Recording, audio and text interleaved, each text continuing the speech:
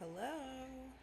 Welcome back to another episode of Soul Sister series. And this is the third installment of the series I'm doing on this beautiful, wonderful, magnificent book that I highly recommend called Art Journey to Inner Peace by Christine D. Johnson, a local Charleston visual artist. Um, Updates. Well, one update is that I'm not in my office space right now. I'm in my living room. Don't mind the extra unfolded blankets here. I like to be cozy. But I decided to come out here and record. Well, I decided to record out here because I was already out here watching this show called Industry. I'm very late to the game, but I heard it mentioned. And I started episodes 1 and 2 out here, and per my normal routine, started to get really sleepy.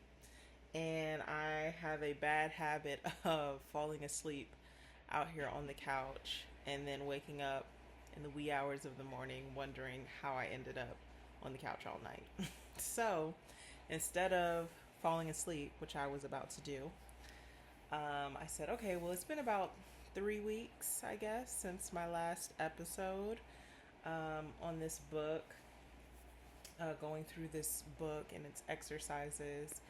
It's probably high time I record another episode and give some more updates. And also, this is a way to get me to move off of the couch after I finish recording and go to bed, which is what I actually need to be doing, where I need to be doing my sleeping. So, yes, so this next chapter is on strength, but before I get to these questions and going through just the reflections there, the update on life is that I am 2 weeks into my new gig, working at my new job, and it's so different from everything that I have ever experienced. I'm not interested in going into detail just because I've always felt that it's kind of weird to talk about your job when you're actively doing it, because that's like the easiest way to access somebody is to find their place of work. And, I'm not saying that, I'm high up on the kidnap list or anything like that. But I'm just saying, if somebody wanted to kidnap me or really do some harm or be weird, the easiest place to do that is your place of work, because nobody really talks about their home address. I'm the type to post where I've been after I'm gone, so you'll see like my little things, my little places, and my little, adventures within Charleston after they have happened for me, because I don't need you to meet me there. Unless you are invited, baby. Don't send for me. What is it? Don't come for me unless I send for you. And so I'm not sending nobody to my place of work. I actually don't even post. I'm not even posting where I work on Instagram. I'm not Instagram, LinkedIn. I might even deactivate my LinkedIn again. My LinkedIn had been deactivated for like 5 years while I was working at my old job. For the same reason, I'm just not interested in folks knowing where I actively work. I think that is so weird and also a really big danger to your safety for people to know where you're showing up every day. So, anywho, that's why I'm not going to talk too much about it. But what I will say is I'm working in healthcare now. I'm working in the healthcare industry. I'm not necessarily providing direct healthcare, but I am working in the industry, and I do get the ability to interact with the recipients of the healthcare system that I am working within. And so that has been really like eye opening for me, because I can't say, with the exception of working in Greenville, South Carolina, when I first graduated college, I can't say that any of my other corporate positions have ever allowed me to actually see the direct impact that I'm making on people and feel so connected to the population that I am helping to serve. And so that has been really gratifying. It makes me feel more humane. I think I feel more humane working here than I have in other positions, because it's just like, I'm not working towards a theory of how people are being helped or an idea of how this is making a difference. I'm actually seeing from day to day how it's making a difference. And I think that that's really good, for me, because I am very much so someone who has always been super invested in my humanity first. And everything for me should surround my humanity. Um, However, that being said, so overall, it's good. I'm enjoying myself there. I am working in an office, which is new for me because I haven't worked in an office in over like 5, 6 years, but it's not bad. The commute can be annoying and I think the annoying part about it is like it's not a long commute. I might be 7 miles from work, maybe 6 miles from work, but it'll take me up to 45, 50 minutes to get there because of traffic. And I'm not even on a highway, girl. Like, I'm just driving down one road, and that one road might take me 40 to 45 minutes, depending on traffic, especially now that the kids are back in school. So that shit sucks. I'm annoyed by that. But, while I'm in the car, I try to just make it a positive experience. I try to listen to my podcast and, just give myself a moment. And then the nice thing about working in my environment is there's lots of like tranquil spaces there. So like when I get to work, I always come early because with the traffic pattern, either you're early or you're late. You're not going to be on time. So I come in early. I try my best to get in there, to give myself about 15 to 20 minutes before I actually start working. And I sit in one of the tranquility rooms and I read and I drink my coffee in the morning, and then I start my day, which is a nice touch. And like the reading room where I'm at, when I look out, there's like this little homemade garden, which is just like, it makes me laugh because the way that this year has gone, like I wouldn't have chosen this for myself, for me to be laid off and for me to have experienced unemployment for the first time in my adult life, and for me to, have experienced like the toxicity of watching my entire department be dissolved after 5 years of work that we all put in to build it to what it was. It was just a crazy experience to have. But although I would not have chosen for this year to go the way that it has, I can understand, like, objectively why the universe had this happen to me, because like ultimately the universe is conspiring for my greatest and my highest good. And I know that like my greatest and my highest good was not there. Like good happened there, great things happened there for myself, like I talked about, but was it for my greatest and my highest good? No, it was not. It was not. And I don't think it ever really would have had the opportunity to be. That's just not the type of environment that is a space for spirits like mine, for people like me, highly empathetic people, highly passionate, compassionate people. The truth is that like, every business is not suited for folks like that. And so I was in an environment that did not suit the care that I had and the respect that I have for humanity and treating people well. And so I feel like, this environment is definitely better suited for that. At the end of the day, it is a corporation. So like, you're not going to get I'm not getting exactly what I want in every area, but I can say that from a spiritual place and from an emotional space, I feel more settled in my spirit at my current place of work than I ever really did. And it's hard to say like ever really did, because I had some great moments with my old team at my old job. Like I'm not gonna sit here and pretend like we didn't have an awesome rapport with each other and had some really great times, because we did, but like it just ultimately wasn't sustainable. And I think that's the major difference here. I think there's like more sustainability here, and I'm grateful for that. I truly am grateful for that. I'm fighting through and like struggling through, I wouldn't even say struggle, that's too strong of a term, but I do feel conflicted sometimes because of just like the things that went down this year at my old gig and how those things have kind of like stuck with me in some ways that are like harder to resolve. And you know, it's just been a really interesting year, and a year that has brought about like a really major change for me. And then the year before this year was like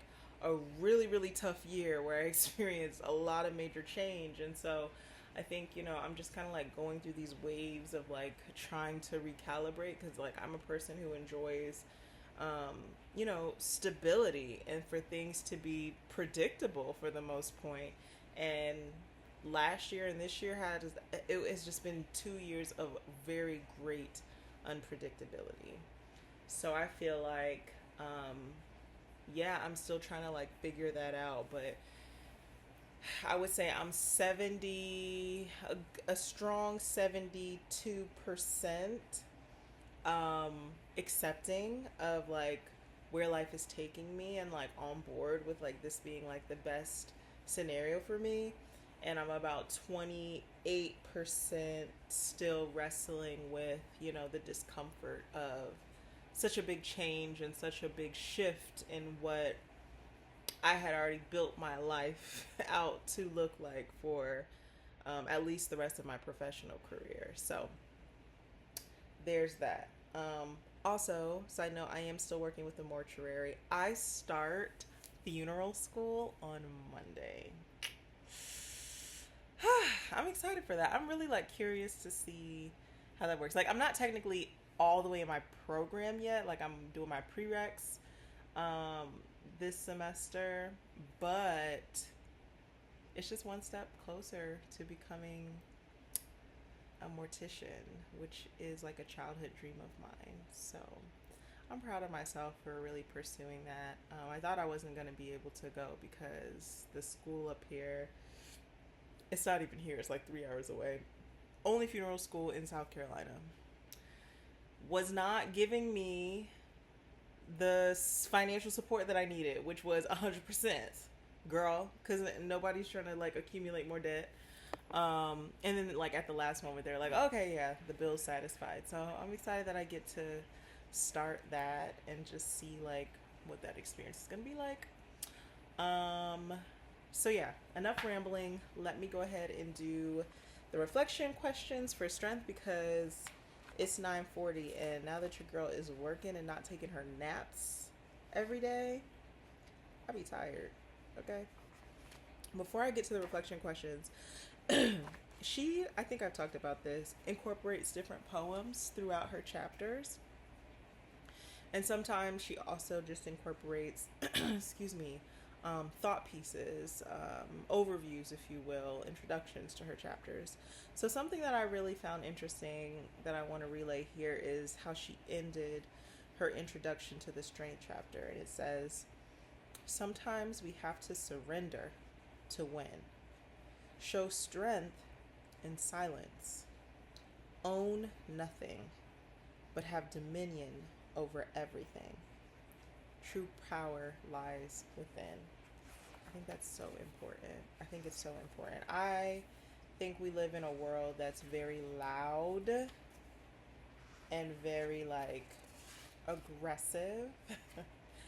I laugh because I got one of the things that I got criticism on my way out of my old gig was that I'm not aggressive enough. And now that I'm out of it, I'm like, thank you. That's good. I don't want to live a life of aggression. I'm not an aggressive person. I'm not a dog, right? I am a human being, and I should be compassionate and soft, and it's my birthright to be soft. And I don't want to be in a space that values aggression, girl. So yeah, again, 72%, I understand. So yeah, I think that in this world where things have to be so loud, it's a treat to be able to find strength in your quietness, strength in your surrender of not like having your ego drive the car. But submitting to the fact that like everything's working out through just your ability to relax and be still and know that God is God, that the universe has your back. And so I'm really like, this year is just such great evidence of that, because instead of freaking out and allowing my situation to just cause me to feel so much resistance, um, I've been largely accepting. Even when it was painful, I have been largely accepting. So, yeah, I'm starting to see the results of that and the reward of that. And I think that I can come back to this video next year, whatever next year will bring, and see how the quilt was being patched over the course of these few years. Okay, so let's talk through these questions a little bit. So, strength ends with I surrender to my divine purpose and give myself grace. The first question is, what is my divine purpose? I actually took time to read through the questions before I hit record and think about the answers so that I wasn't guessing. What I truly feel, I think for a long time, purpose to me meant a title, right? And it doesn't have to necessarily be a professional title.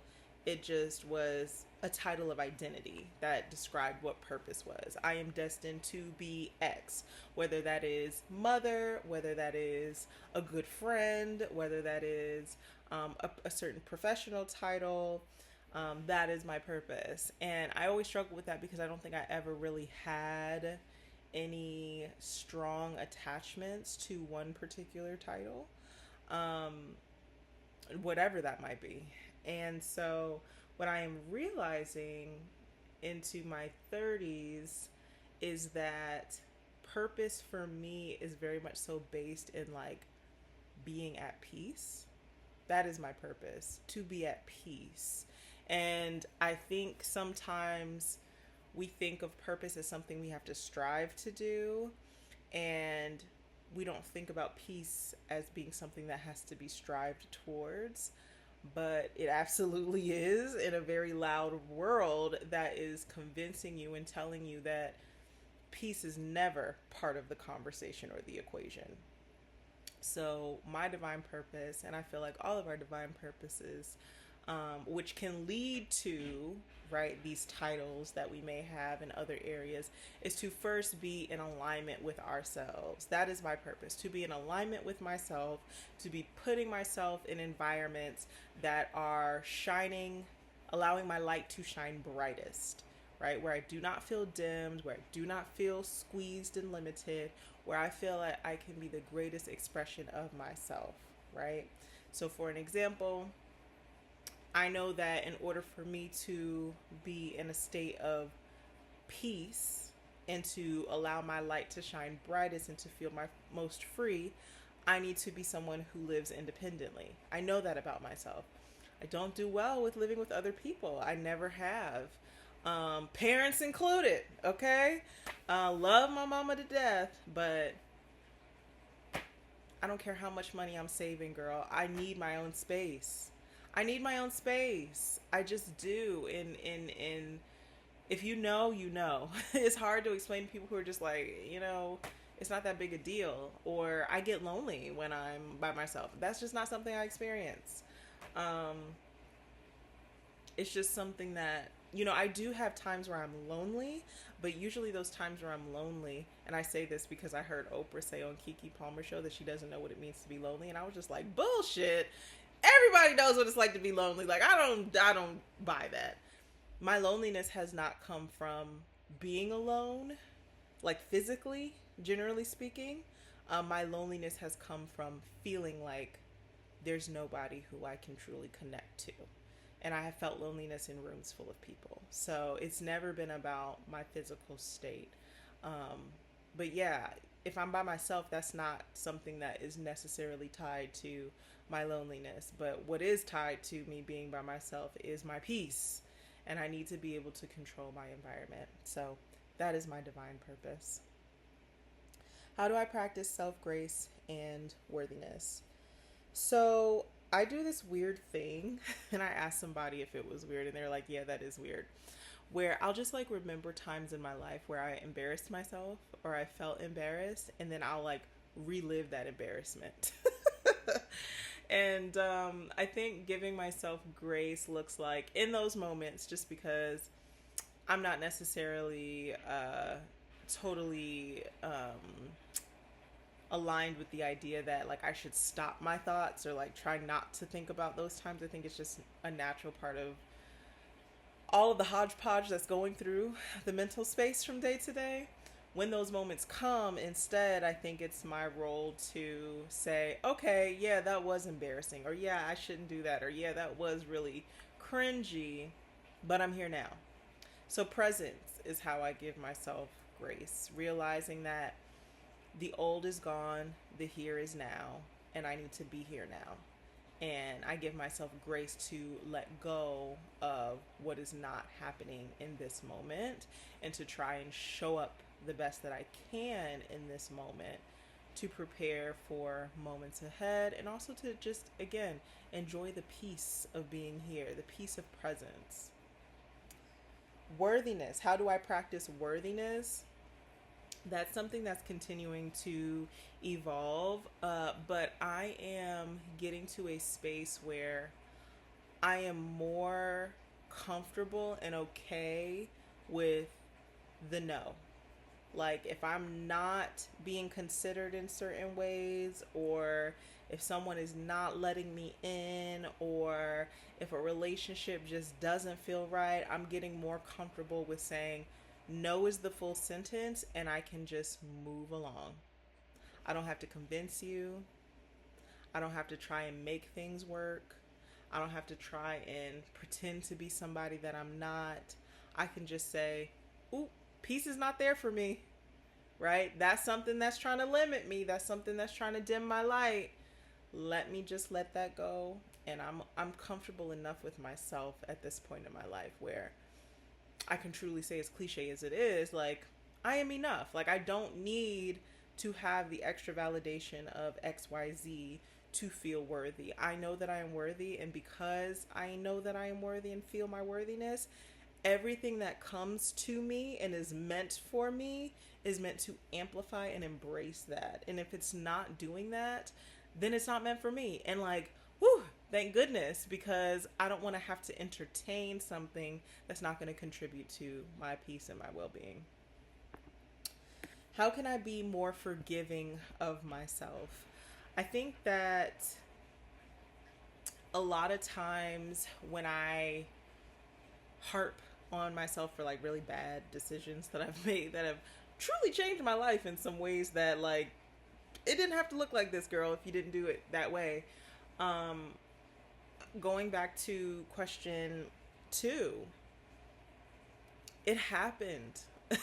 you know, it happened. And just saying that I forgive myself for the fact that, like, this has happened and there's nothing that I can do to make it not happen. I made that decision. I made the choice. And now here is the consequence, right? I'm living in the outcome of the decisions that I have made. But what I also am living in is the miracle of the universe forgiving me more than I could ever forgive myself, and continuing to bless me with opportunities that I would not have gotten otherwise, right? So whereas I'm living in the outcome of my decision making skills, I am also living in the miracle of being a spiritual soul that is sent here to learn lessons and just be guided through a journey that is catered specifically to me. And I trust in the fact that, like, even with all of the decisions that I made, that if I could go back, I would do things differently, that I'm still, through pureness of spirit and pureness of, like, intention, I am still being routed the right way, so that when my eyes close for the last time and I am no longer in this particular body, I can say, like, I came here to do what I was supposed to do. I came here to learn what I was supposed to learn. I fulfilled the terms of my soul contract. So that's how I am learning to be more forgiving of myself. It's just remembering what the purpose is, remembering whose I am, right? I am a spiritual being that was created from a perfect spirit. And so, as long as my intentions are pure, can't be that bad, right? I ain't out here hurting people. So, that's something that I can give myself credit for. How am I obedient in my daily life?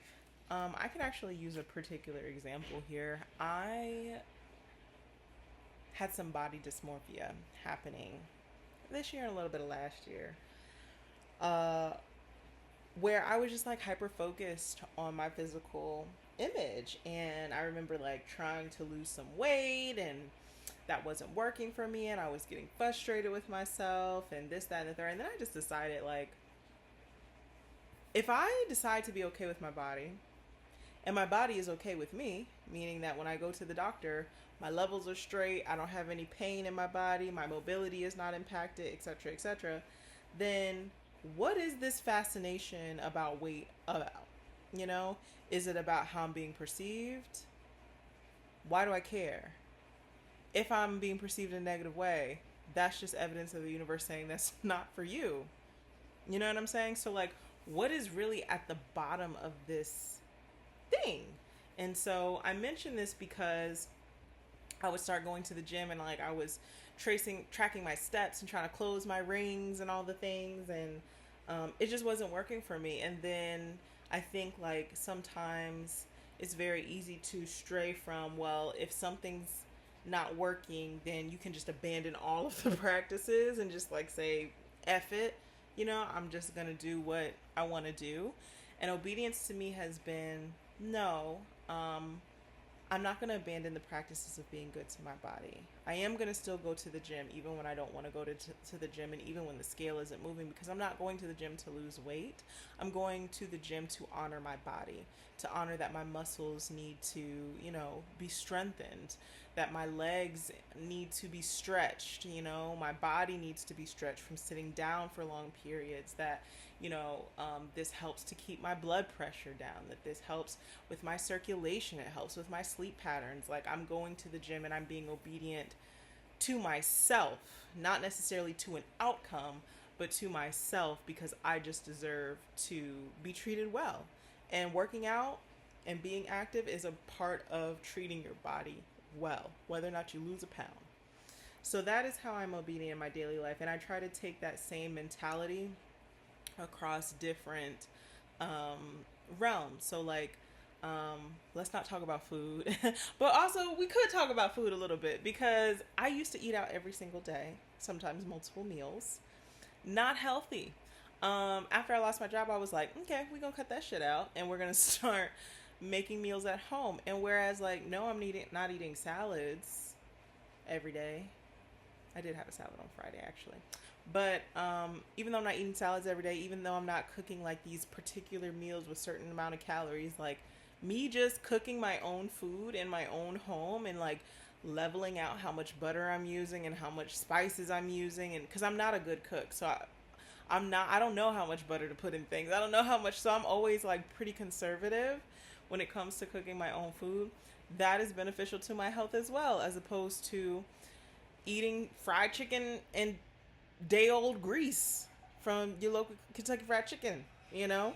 So, yeah, there's obedience there too, but there's also obedience in like, I'm waking up and I'm going to work, and I'm going to go to work earlier than I need to because I need to be on time. And that's what, you know, is going to allow me to continue to have a positive rapport with my work environment. And like I said, going early also allows me to start my day and have like a slower morning, which is helpful. So that's how I'm obedient. Just thinking about things that are going to benefit me, Tia, as the person, and not just the outcome of who I want Tia to be.